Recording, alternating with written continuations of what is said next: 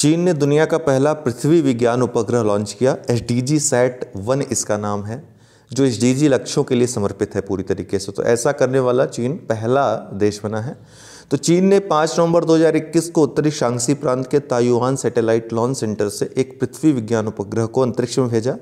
गुआंगमू नामक उपग्रह को, इसका मूल नाम गुआंगमू है चीनी भाषा में, जिसको SDG Sat-1 मूल नाम दिया गया है। गुआंगमू नामक उपग्रह को लॉन्ग मार्च 6 वाहक रॉकेट द्वारा लॉन्च किया गया था। उपग्रह SDG Sat-1 विश्व का पहला अंतरिक्ष विज्ञान उपग्रह है जो सतत विकास के लिए संयुक्त राष्ट्र 2030 एजेंडा की सेवा के लिए समर्पित है। तो SDG Sat इसका नाम है, SDG सैटेलाइट 1। फ्रांस ने 4 से 5 नवंबर 2021 को की वन ग्लोबल वियतनाम शिखर सम्मेलन की मेजबानी। किसने की? फ्रांस ने की। नाम है वन ग्लोबल वियतनाम, तो इसलिए कंफ्यूज मत होइएगा, ये फ्रांस ने की है सम्मेलन की मेजबानी। तो वन ग्लोबल वियतनाम शिखर सम्मेलन 4 से 5 नवंबर 2021 को पेरिस, फ्रांस में आयोजित किया गया था। इसका उद्देश्य आने वाले दशकों में वियतनाम और व्यापक विश्व के लिए प्रतिभा, रचनात्मक विचारों और सतत विकास नीतियों को जोड़ना है। यह कार्यक्रम टैलेंट इनोवेशन सस्टेनेबिलिटी TIS के विषय के तहत संचालित किया गया था और वियतनामी वैज्ञानिकों और विशेषज्ञों के संघ AVSE ग्लोबल द्वारा आयोजित किया गया था। आकाश कुमार ने पुरुषों की बॉक्सिंग विश्व चैंपियनशिप में जीता कांस्य। आकाश कुमार ने 4 नवंबर 2021 को पुरुषों की बॉक्सिंग विश्व चैंपियनशिप में कांस्य पदक जीता। आकाश पदक प्राप्त करने वाले केवल 7वें भारतीय पुरुष मुक्केबाज बन गए हैं। उन्होंने, अर्थात ये 7वें ऐसे मुक्केबाज है, भारतीय पुरुष मुक्केबाज, जिन्होंने इसमें कोई पदक जीता है। इन्होंने $25,000 की पुरस्कार राशि भी जीती। साथ में भारत की पिछले पदक विजेता विजेंदर सिंह, जिन्होंने कांस्य जीता था 2009 में, फिर विकास कृष्ण कांस्य जीता था 2011 में, थापा ने कांस्य 2015 में, गौरव बिधूड़ी ने कांस्य 2017 में, पंघाल जो अमित पंघाल हैं रजत 2019 में और कौशिक कांस्य 2019 में इन्होंने जीता था। अब कांस्य किसने जीता है? आकाश कुमार ने। आत्मनिर्भर, सभी ने कांस्य ही जीते हैं, ध्यान रखिएगा। आत्मनिर्भर भारत के समर्थन में जिस कंपनी ने भारत सरकार के राष्ट्रीय ग्रामीण आजीविका मिशन के लिए साझेदारी की है, क्या नाम है इसका? फ्लिपकार्ट। वेस्टइंडीज के किस खिलाड़ी ने T20 वर्ल्ड कप के बाद अंतर्राष्ट्रीय क्रिकेट से संन्यास लेने की घोषणा की है? तो डेवन ब्रावो ने की है। हाल ही में अयोध्या में एक साथ कितने दीप जलाने का record Guinness book of world record में दर्ज किया गया है? तो 9,41,551।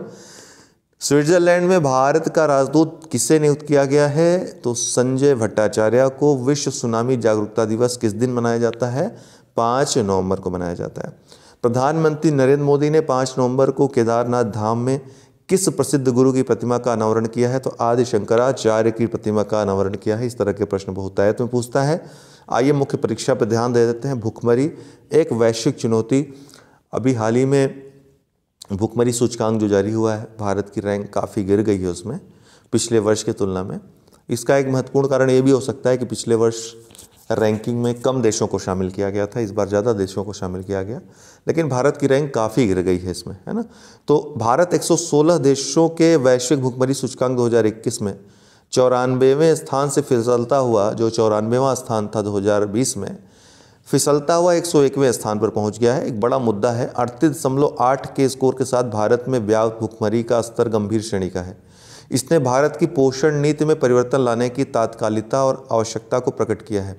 ये भर कह देना कि मात्र इसलिए रैंकिंग गिर गई है कि ज़्यादा देश शामिल किए गए हैं, ये इस बात से गलत साबित हो जाता है कि भारत की न सिर्फ रैंकिंग गिरी है देशों के लिहाज से, अपितु भारत के जो अंक हैं भुखमरी में जो प्राप्त होते हैं उसमें भी घटोत्तरी हुई है, उसमें भी भारत को अंक कम दिए गए हैं। मतलब भारत का स्तर जो भुखमरी का है वो बढ़ा है।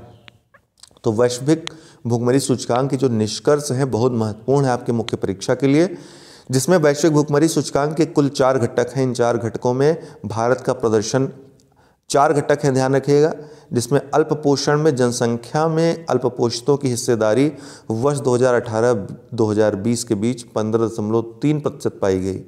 चाइल्ड स्टंटिंग, 5 वर्ष से कम आयु के बच्चों में स्टंटिंग की व्यापकता वर्ष 2016 से 2020 में 34.7% रही। चाइल्ड वेस्टिंग में 5 वर्ष से कम आयु के बच्चों में वेस्टिंग की व्यापकता वर्ष 2016 से 2020 में 17.3% रही। वहीं बाल मृत्यु दर की बात करें तो 5 वर्ष से कम आयु के बच्चों की मृत्यु दर वर्ष 2019 में 3.4% पाई गई। तो अलग अलग चारों आंकड़े रट लीजिएगा बिल्कुल मुख्य परीक्षा के लिए। विश्लेषण, वर्ष 2000 के बाद से भारत ने पर्याप्त प्रगति की है, लेकिन अभी भी चिंता के कई विषय विशेष रूप से बाल पोषण के संबंध में बने हुए हैं। कुपोषण, जिससे उनमें मोटापा, अल्प पोषण के कारण जो बीमारियां होती हैं, पतलापन और ठेंगापन, ये जो 2 बीमारियां हैं मुख्यतः, ये काफ़ी इसमें इजाफा हो रहा है। कैलोरी कमी एक महत्वपूर्ण कारण है। यद्यपि सरकार के पास खाद्यान्न का अधिशेष मौजूद है, लेकिन इसके बावजूद देश भर में कैलोरी की कमी है, क्योंकि आवंटन और वितरण उचित आवंटन और वितरण होना चाहिए, अर्थात सेवाओं की पहुंच में वो दिक्कत है। प्रोटीन हंगर, तो प्रोटीन हंगर को दूर करने में दालों का बड़ा योगदान है। ठीक है, दालों में प्रचुर मात्रा में प्रोटीन पाया जाता है, लेकिन समस्या से निपटने के लिए पर्याप्त बजटीय आवंटन नहीं किया गया है। विभिन्न राज्यों में मिड डे मील में अंडे शामिल नहीं हैं, जिससे प्रोटीन ग्रहण में सुधार ला सकने का एक सुगम अवसर खो जाता है। तो अंडों को शामिल करना चाहिए, सीधी सी बात है। इसके लिए और बजट की व्यवस्था करनी चाहिए। सूक्ष्म पोषक तत्वों की कमी, प्रच्छन्न भूखमरी जिसको कहते हैं, इसके कारणों मतलब खा तो रहे हैं, भोजन तो खूब कर रहे हैं, पेट भर जा रहा है, लेकिन पोषक तत्व नहीं मिल रहे हैं, ये मुख्य समस्या है। इसके कारणों में खराब आहार, बीमारी या गर्भावस्था या दुग्धपान के दौरान सूक्ष्म पोषक तत्वों की बढ़ी हुई आवश्यकताओं की पूर्ति नहीं किया जाना शामिल है। अन्य कारण पौष्टिक भोजन तक पहुंच पोषण के निर्धारकों में से केवल एक है। कुछ अन्य कारक जो इस निराशाजनक स्थिति में अपना योगदान देते हैं, जैसे सुरक्षित पेयजल तक बदतर पहुंच, स्वच्छता तक बदतर पहुंच, टीकाकरण का निम्न स्तर और शिक्षा, विशेषकर महिलाओं की शिक्षा की बुरी स्थिति। सरकार का हस्तक्षेप, सरकार ने कई मिशंस, कई योजनाएं इसके लिए चलाई हैं, जिसमें eat right India movement FSSAI द्वारा नागरिकों को सही तरीके से भोजन ग्रहण करने के लिए आयोजित एक आउटरीच गतिविधि है। पोषण अभियान महिला एवं बाल विकास मंत्रालय द्वारा वर्ष 2018 में शुरू किया गया यह अभियान स्टंटिंग, अल्प पोषण, एनीमिया को कम करने का लक्ष्य रखता है। वहीं छोटे बच्चों, महिलाओं और किशोर महिलाओं तीनों को लक्षित करता है। वहीं प्रधानमंत्री मातृवंदन योजना महिला एवं बाल विकास मंत्रालय द्वारा क्रियान्वित यह केंद्र प्रायोजित योजना एक मातृत्व लाभ कार्यक्रम है, जो 1 जनवरी 2017 से देश के सभी जिलों में लागू किया गया है। फूड फोर्टिफिकेशन, तो फूड फोर्टिफिकेशन या फूड एनरिचमेंट का आशय चावल, दूध और नमक जैसे मुख्य खाद्य पदार्थों में प्रमुख विटामिनों और खनिजों को संलग्न करने की प्रक्रिया है, ताकि उनकी पोषण सामग्री में सुधार लाया जा सके। राष्ट्रीय खाद्य सुरक्षा अधिनियम 2013, यह कानूनी रूप से ग्रामीण आबादी के 75% और शहरी आबादी के 50% को लक्षित सार्वजनिक वितरण प्रणाली के तहत रियायती खाद्यान्न प्राप्त करने का अधिकार प्रदान करता है, कम कीमत पे। मिशन इंद्रधनुष, यह 2 वर्ष से कम आयु के बच्चों और गर्भवती महिलाओं को 12 वैक्सीन निवारक रोगों के विरुद्ध टीकाकरण के लिए लक्षित करता है। वहीं एकीकृत बाल विकास सेवा योजना ICDS, जो 2 अक्टूबर 1975 से प्रचलित है, यह योजना 0 से 6 वर्ष के आयु के बच्चों, गर्भवती महिलाओं और दुग्धपान कराने वाली माताओं को 6 सेवाओं का एक पैकेज प्रदान करती है, जिनमें शामिल है पूरक पोषण, प्री स्कूल अनौपचारिक शिक्षा, पोषण एवं स्वास्थ्य शिक्षा, टीकाकरण, स्वास्थ्य जांच और रेफरल सेवाएं। आगे क्या किया जा सकता है?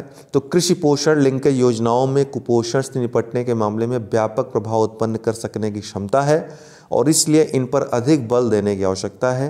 इस लिंकेज के महत्व को स्वीकारते हुए महिला एवं बाल विकास मंत्रालय ने वर्ष 2019 में भारतीय पोषण कृषि कोष की शुरुआत की है। शीघ्र निधि संवितरण, सरकार को निधियों का शीघ्र संवितरण और पोषण से जुड़ी योजनाओं में धन का अधिकतम उपयोग सुनिश्चित करने की आवश्यकता है। संसाधनों का पूर्ण उपयोग सुनिश्चित करने की आवश्यकता है। अन्य योजनाओं के साथ इसका अभिसरण हो, जो तमाम योजनाएं चल रही हैं एक साथ मिलकर काम करें। ठीक है, सबका अलग अलग एजेंडा, सबका अलग अलग लक्ष्य न हो, इससे भी हम केंद्रित करके इस लक्ष्य को प्राप्त कर सकते हैं। दूसरी बात है कि इसमें सबसे बड़ी दिक्कत ये आ रही कि जो पोषण के लिए जो भोजन उपलब्ध कराया जा रहा है, कहीं कहीं पाया गया है कि बहुत ही निम्न लेवल का, जिसमें बिल्कुल भी पोषक पदार्थ नहीं है या फिर बिल्कुल सड़ा गला कुछ भी ले आकर बाज़ार से, ठीक है, लेकर सस्ते में वो उपलब्ध करा दिया जा रहा है। तो इस पे भी रोक लगनी चाहिए, ठीक है। जो कलाबाजी और बाजारी है इस फील्ड में, उसको भी रोक लगाने का काम करना चाहिए। हालांकि तमाम अभियान चलाए गए हैं, तमाम लोग पकड़े गए हैं, धरपकड़ हुई, लेकिन ये व्यापक रूप से व्याप्त है, जिस पे बहुत बड़ा अगर मिशन चलाया जाएगा सिर्फ इस चीज़ के लिए कि इसमें कालाबाजी, बाजारी और भ्रष्टाचार को रोका जा सके, तभी संभव है कि ये प्रभावी इसका क्रियान्वयन हो। मध्याह्न भोजन योजना, यही इसी की बात मैं कर रहा हूँ। मध्याह्न भोजन योजना में काफ़ी दिक्कतें देखी गई इसके क्रियान्वयन में। प्रत्येक राज्य के मेनू में दूध और अंडे को शामिल करने और जलवायु परिस्थितियों, स्थानीय खाद्य पदार्थों आदि के आधार पर मेनू तैयार करने से बच्चों को सही पोषण प्रदान करने में मदद मिल सकती है। आपके आसपास आंगनबाड़ी केंद्र हो तो जाकर देखिए, चेक करिए थोड़ा सा किस तरह का भोजन दिया जा रहा है। हालांकि सरकार उनको आंगनबाड़ी केंद्रों को डायरेक्ट प्रोवाइड करवाती है। जो दाल होती है बहुत अच्छी क्वालिटी की दाल होती है, तो क्या वो दाल प्रोवाइड करवाई जा रही है या नहीं करवाई जा रही है, एक बार ज़रूर देखिएगा। भले ही आप आलोचना न करें, लेकिन एक बार ध्यान दीजिएगा ज़रूर कि किस क्वालिटी की दाल है, जो सरकार देती है वही है या कुछ अपने से है। तो विश्व में अल्पपोषित लोगों की सबसे बड़ी संख्या के साथ भारत को वर्ष 2030 तक जीरो हंगर सतत विकास लक्ष्य 2 की प्राप्ति के लिए तेज़ी से आगे बढ़ने की ज़रूरत है। नई जो GHI रैंकिंग आई है, जिसमें भारत काफ़ी गिर गया है, 94 से 101 आ गया है। इस बहाने हम अपनी नीतिगत प्राथमिकता और हस्तक्षेपों पर विचार करने और यह सुनिश्चित करने के लिए प्रेरित होना चाहिए कि वे प्रकट चिंताएं, विशेष रूप से कोविड-19 के कारण उत्पन्न पोषण असुरक्षा की समस्या को प्रभावी रूप से संबोधित कर सकते हैं, इसको लक्षित कर सकते हैं। एक बड़ी समस्या के रूप में ये हमारे देश में काफ़ी समय से व्याप्त है। आप देखिए 2010 के बाद से ही GHI में देखें तो हमारा स्तर काफ़ी निम्न देशों में बना हुआ है, जो कि चिंता का ही नहीं बल्कि शर्म का ही विषय है। इसको जल्द से जल्द जो योजनाएं हैं, जो स्कीम्स हैं, उनका तेज़ी से प्रभावी रूप से क्रियान्वयन करके इनको दूर करने की आवश्यकता है, क्योंकि ये खाद्य सुरक्षा और स्वास्थ्य सुरक्षा का ही विषय न होकर के ये हमारी आत्म सुरक्षा का भी विषय है, हमारी गर्मियों का भी विषय है, ठीक है। PCA हाल ही में काफ़ी चर्चा में रहा। आपको पता है कि जुलाई में 14 बैंकों पे कार्रवाई की थी RBI ने, लगभग 14.5-15 करोड़ का जुर्माना लगाया था। उसके बाद भी जो नए नए नियम आए हैं ना RBI के, उस पर बैंकों को काम करना बड़ा कठिन हो रहा है। अब बैंक मैनेजर से बात करेंगे तो एकदम झल्लाया हुआ मिलेगा आपको, ठीक है। बैंक के कर्मियों से बात करेंगे तो बहुत झल्लाए हुए मिलेंगे। क्यों? नए नियम कानून आने से काफ़ी दुविधा हो रही, या फिर समझने में के भी जो प्रॉब्लम हो रही। जो पुराने कर्मचारी हैं, पुराने पढ़े आए मैनेजर हैं, वो वर्तमान की प्रणालियों से सामंजस्य बनाने में थोड़ा सा असुविधा महसूस कर रहे हैं, जिस कारण क्या हो रहा है कि काफ़ी अनियमितताएं हो जा रही हैं, ठीक है। वो कई हमको भी लग रहा था कि बैंक जानबूझ के कर रहे हैं, लेकिन बात हुई बैंक में तो ऐसा समझ में भी आया कि कुछ न कुछ समझने में भी इन जो नई नई स्कीम्स हैं, जो नई नई गाइडलाइंस हैं, इनको समझने में दिक्कत हो रही है, जिस कारण अनियमितताएं हुई और RBI ने देर नहीं की जुर्माना वगैरह लगाने में। तो अभी PCA जारी किया है RBI ने, जो चर्चा में है, त्वरित सुधारात्मक कार्रवाई फ्रेमवर्क। तो भारतीय रिजर्व बैंक ने बैंकों के लिए खास संशोधित त्वरित सुधारात्मक कार्रवाई फ्रेमवर्क जारी किया है। इस फ्रेमवर्क के जरिए बैंक उचित समय पर पर्यवेक्षी हस्तक्षेप कर सकेंगे। साथ ही PCA फ्रेमवर्क बाजार अनुशासन के लिए एक प्रभावी उपकरण के रूप में भी कार्य करेगा।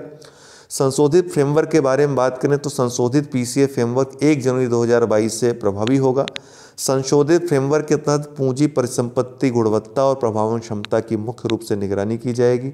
संशोधित ढांचे के मुताबिक पूंजी परिसंपत्ति गुणवत्ता और प्रभावन क्षमता को ट्रैक करने के लिए CRAR या सामान्य इक्विटी टियर 1 अनुपात, शुद्ध NPA अनुपात और टियर 1 प्रभावन क्षमता अनुपात को संकेतक के रूप में प्रयुक्त किया जाएगा।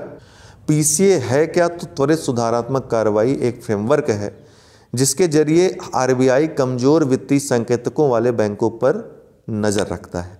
PCA फ्रेमवर्क को ये ध्यान रखिएगा, अगर त्वरित सुधारात्मक कार्रवाई के बारे में पूछा जाए तो पहली लाइन भूमिका में आप यही लिखेंगे कि त्वरित सुधारात्मक कार्रवाई एक फ्रेमवर्क है जिसके जरिए RBI reserve bank of India कमजोर वित्तीय संकेतकों वाले बैंकों पर नजर रखता है। पीसीए फ्रेमवर्क को भारतीय रिजर्व बैंक द्वारा वर्ष 2002 में खराब परिसंपत्ति गुणवत्ता के कारण पूंजी में कमी से ग्रसित होने वाले बैंकों या लाभप्रदता में कमी आने से कमजोर बैंकों के लिए एक संरचित प्रारंभिक हस्तक्षेप तंत्र के रूप में शुरू किया गया था। इसका उद्देश्य भारतीय बैंकिंग क्षेत्र में गैर निष्पादित आस्तियों की समस्या पर रोक लगाना है। भारत में अब आप देखेंगे कई बैंक हैं अंधाधुंध लोन्स दे रहे हैं, है ना। तो इसमें जो है आप देखोगे कि बैंकों की लोन देने की जो क्षमता है जो आरबीआई द्वारा तय की गई है उससे कई बैंकों ने विचलन प्रदर्शित किया था और भी कई अनियमितताएं थी। जो दर है वो काफ़ी घटा करके किसी बहाने दे दी थी। तो इस तरह की समस्याएं आप देखने को आपको मिलेंगी। आप जाओगे तो आपको लोन नहीं मिलेगा, लेकिन कुछ विशेष लोग अगर जाते हैं तो लोन मिल जाता है। तो बैंक भी कहीं न कहीं जो ऐसे बैंकों को कमज़ोर वित्तीय संकेतकों वाले बैंकों की श्रेणी में रखा जाता है जिनमें एनपीएस या तो बहुत ज़्यादा हो, अर्थात लोन बहुत ज़्यादा दे दिया है उसको वसूली न हो पाती हो, अभी भी अनुचित दरों पर लगातार लोन दे रहे हैं, ठीक है, या फिर कोई अन्य वित्तीय कारण है जिसके कारण उस बैंक की साख में कमी आई है। तो ये सभी कारणों से कमज़ोर वित्तीय संकेतक कहा जाता है। ये बैंक जो है कमज़ोर वित्तीय संकेतक वाले बैंक हैं ना।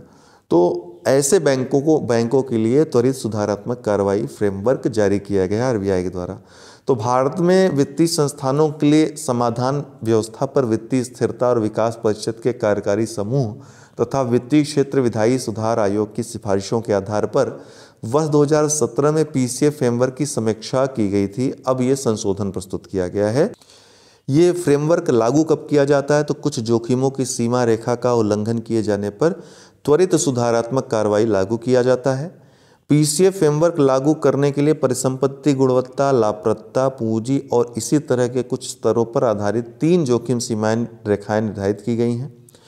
प्रतिबंधों के जो प्रकार हैं तो पीसीए फ्रेमवर्क के तहत 2 प्रकार के प्रतिबंध लागू किए जाते हैं। एक मैंडेटरी होता है, एक विवेकाधीन होता है।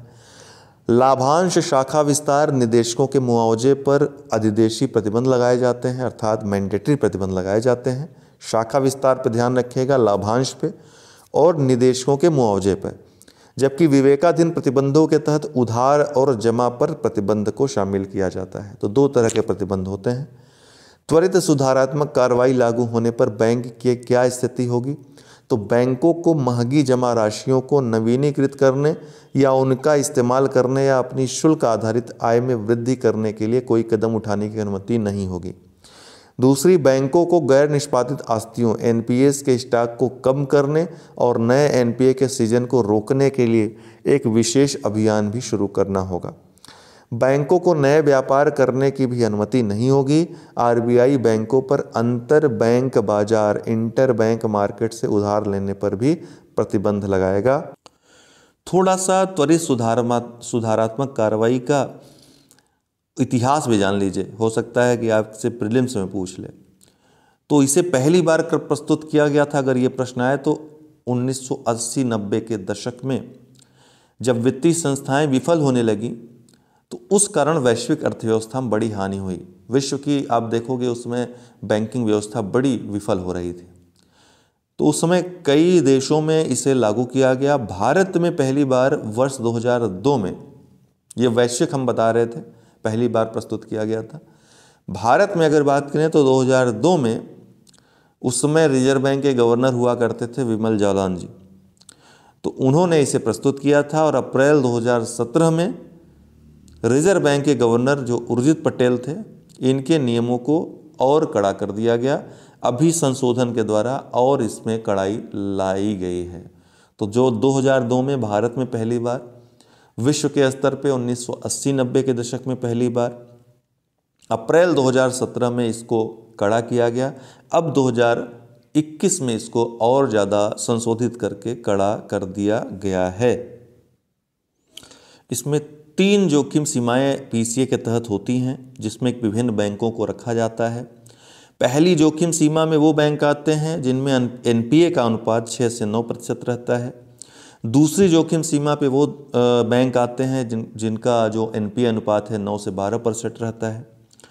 वहीं तीसरी जोखिम सीमा पे वो बैंक आते हैं जिनका अनुपात एनपीए 12% या उससे भी अधिक होता है। ठीक है, तो इनके लिए अलग अलग प्रतिबंध भी लगाए जाते हैं, अलग अलग इनके संबंध में ये सुधारात्मक फ्रेमवर्क आरबीआई द्वारा जारी होता है, जिसके अंदर जोखिम सीमा 1 में जो बैंक आते हैं उनके लाभांश पर प्रतिबंध लगाया गया है। विदेशी बैंकों के मामले में अगर देखें तो प्रवर्तक जो मूल कंपनी होती है वो पूंजी भारत में लाएं, ऐसा इनको फ्रेमवर्क प्रस्तुत किया जाता है। वहीं जोखिम सीमा 2 में जो बैंक आते हैं उनमें भी देश विदेश में शाखा विस्तार पर प्रतिबंध लगा दिया जाता है। जो कवरेज अवधि है उसके दौरान जो उच्चतर प्रावधान हैं लागू किए जाने वाले, आरबीआई समय समय पर उसको लागू करता है। जोखिम सीमा 3 के अंतर्गत जो बैंक आते हैं उनमें और ज़्यादा प्रतिबंध रहते हैं। उनमें कार्रवाई जो होती है, अनिवार्य कार्रवाई जोखिम सीमा 1 के अंतर्गत जो आती है, ठीक है, उसके साथ साथ अन्य जो देश विदेश में शाखा विस्तार है उस पर प्रतिबंध जैसे जोखिम 2 में था, तो जोखिम 1 और जोखिम 2 के सारे प्रतिबंध जोखिम 3 में लागू होते हैं। इसके अलावा भी कुछ प्रतिबंध होते हैं, जैसे प्रबंधन को मुआवजा, निदेशकों की फीस पर प्रतिबंध लगा दिया जाता है। ये सब जोखिम 3 के अंतर्गत जो बैंक आते हैं उनमें किया जाता है। तो वर्तमान में देखा जाए तो लगभग 11 बैंक पीसीए के अंतर्गत रखे गए हैं, विभिन्न तीनों में से किसी न किसी श्रेणी में जो शामिल हैं, तो उनके लिए फ्रेमवर्क ये लाया गया है। इन तीनों जोखिम जो स्तर हैं इनको आप इस फिगर से भी समझ सकते हैं। ठीक है, risk threshold 1, risk threshold 2, risk threshold 3, इनमें विभिन्न प्रकार जो हमने बताए वो प्रतिबंध यहाँ पर लगाए जाते हैं। तो आज के लिए इतना ही। प्रीलिम्स मुख्य परीक्षा के लिए ये सीरीज़ आरओ वाले जो हैं या फिर जिनको सिर्फ प्रीलिम्स देना है वो ऊपर के जो प्रीलिम्स के लिए मुख्य भाग था उसको ही देखें, मुख्य परीक्षा वाले पूरा देखें। प्रीलिम्स वाला भी, मुख्य परीक्षा वाला भी, सारे फैक्ट्स आपके काम आएंगे।